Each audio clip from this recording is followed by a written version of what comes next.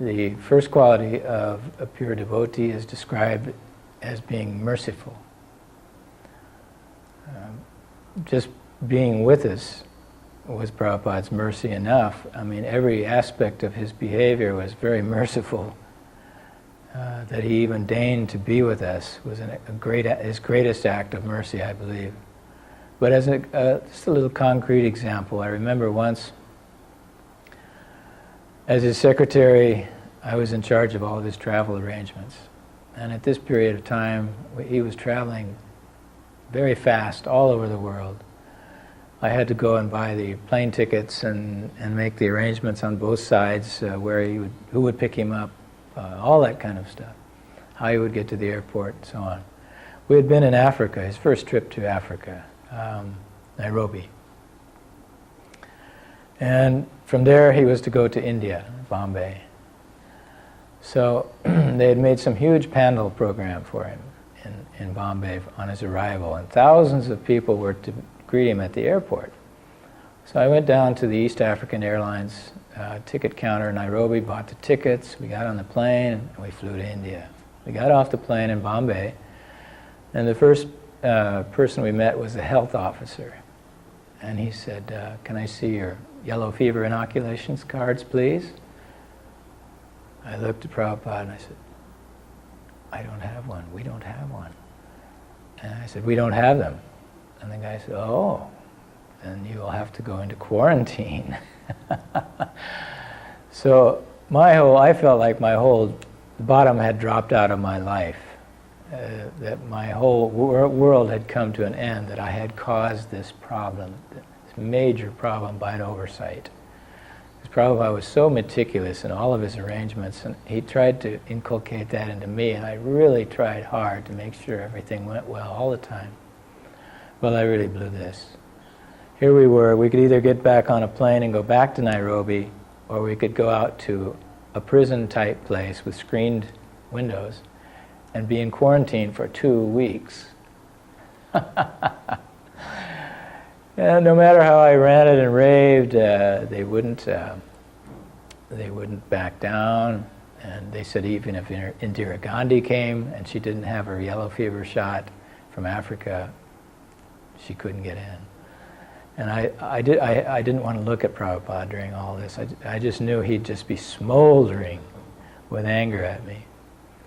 Finally, I looked over at him and I said, Prabhupada, we have to go to this quarantine. And he looked at me with a big grin on his face. He said, that's all right, we need the rest anyway.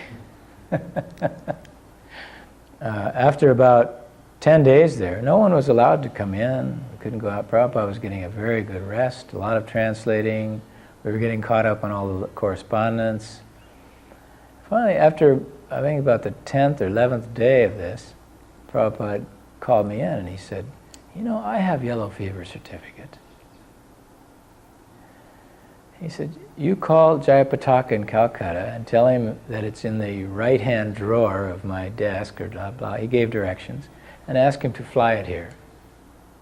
Next day, Jayapataka flew there with his yellow fever certificate, and Prabhupada got to leave a day earlier than we did.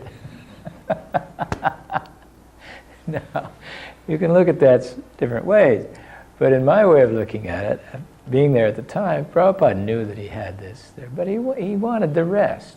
Nobody disturbed him for about 10 days, and this was during a very active globe-trotting period. He got caught up on everything, and then when he was done, he got out.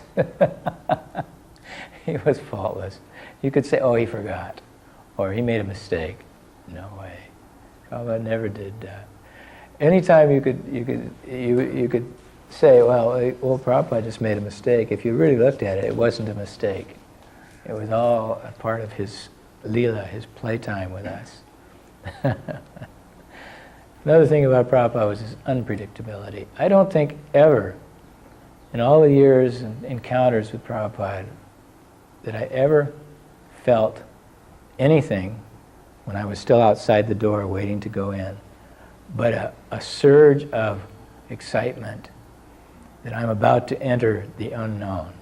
Even after being with him every day for year after year, every time I opened that door to his room, I had this utter elation that I'm about to enter into a world of surprise, some kind of surprise. Because you could never tell what Prabhupada was going to say or do. Never. You could never predict it. As soon as you thought he was going to react to something one way, he'd be just the opposite.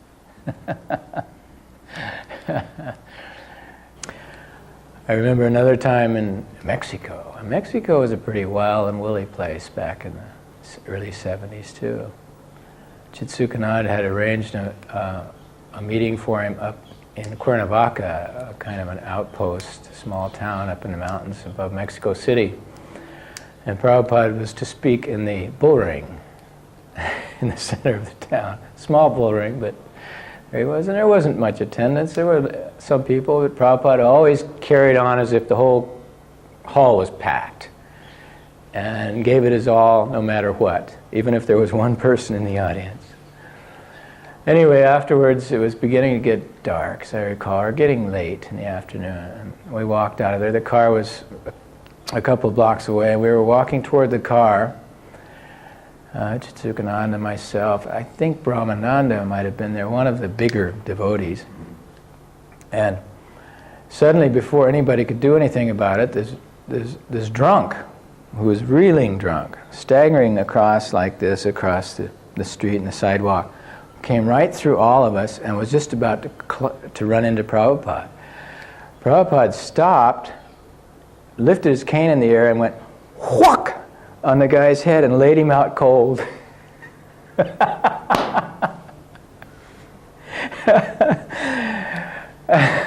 And the look on his expression, of course, my eyes went right to his face immediately. It was just like nothing had happened. He was always cool. Prabhupada he always exhibited these qualities that you associate with the great saints. They're listed, of course. In this case, he was always cool-headed or sober. He told me once that one of his friends back when he was young had given him some, and he had tasted a drink of beer. And he said he immediately spit it out and said it tasted like horse urine. And I never tried it again. So he was always sober, cool-headed. I remember once we were in Moscow. We had gone to Russia. We only had a few things with us, and one of the things that Prabhupada had was his lota, which he took into the bathroom. He left in the bathroom. One day I was able, these were the Brezhnev times when food stuff was very scarce. One day I was able to get a hold of and buy some rice. I believe a kilo or two, quite a bit of rice. It was very bad quality rice, but we had some rice finally. So Prabhupada said, cook it all up. And I'd also found a good supply of milk at a dairy. So we had milk and we had rice. And Prabhupada said, cook it all up, we will make sweet rice. And Aurobindo said, but Prabhupada, we don't have enough containers to put all this sweet rice in. He had filled all the pots that we had, the few pots that we had with rice, and there was still a bunch left in the hotel's pot. We didn't know what to do, to throw it away, keep it. Prabhupada said, go in the bathroom and get my lota. And Aurobindo said, oh, but Prabhupada, that's dirty, you use it in the bathtub.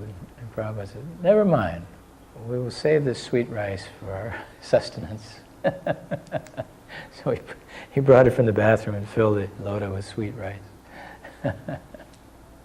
I remember one time in Mexico, somebody had given Prabhupada a room, a nice, simple, but very clean room in a Mexican home, and he had gone in for a nap after lunch. And about an hour or so later, he rang his little bell, and I came, and he was sitting on the end of his bed, staring at this crucifix on the wall with this tortured image of Christ on it. And there were a couple of tears coming out of his eyes. He said, Shamsundar, would you please remove this? They have killed their spiritual master so that they can sin. Wow.